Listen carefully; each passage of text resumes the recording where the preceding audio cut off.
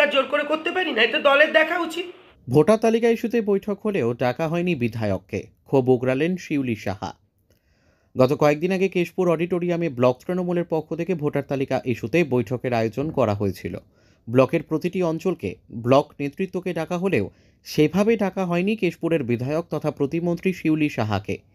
শিউলি সাহার দাবি, দায়সারা একটি মেসেজ দিয়ে অনেকেই ডাক দেওয়া হয়েছে, যেখানে আমাকে ডাকাই হয়নি। শিউলি সাহার আরও অভিযোগ, 15টি অঞ্চলের সভাপতিদের ডাকা হলেও 2টি অঞ্চল সভাপতিকে পক্ষপাতিত্ব করে ডেকে ভোটার তালিকা দেওয়া হয়নি। পরোক্ষে এটার মাধ্যমে নেত্রীর নির্দেশকে অমান্য করেছেন ব্লক তৃণমূলের সভাপতি। এই ভোটার তালিকা পরীক্ষণ প্রক্রিয়াতে অযথা বিলম্ব করার চেষ্টা করেছেন তিনি। সমস্ত কর্মীকে উনি সম্মান দিচ্ছেন না, আমাকেও ডাকেনি, তাই আমি উপস্থিত হইনি। বেশিরভাগ দলীয় কর্মসূচিতে আমাকে বাদ দিয়েই করা হয়েছে। তাহলেও মঙ্গলবার দুপুর থেকেই নিজে কেশপুর ব্লকের বিভিন্ন অঞ্চলে গ্রামে গ্রামে ঘুরে ভোটার তালিকা ভেরিফিকেশন করেছেন শিউলি সাহা। এলাকায় ঘুরছেন তিনি ভোটারদের সঙ্গে কথা বলে।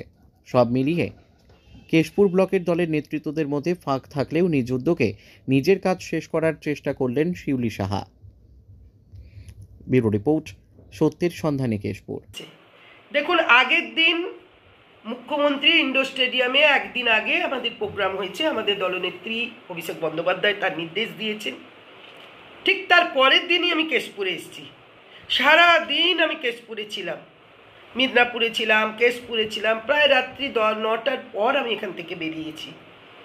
আমার ব্লক সভাপতি প্রয়োজন মনে করেননি আমার সঙ্গে কথা বলেন বা বলার যে পরের দিন আমি একটা মিটিং ডাকছি, এই সৌজন্য তিনি দেখাননি।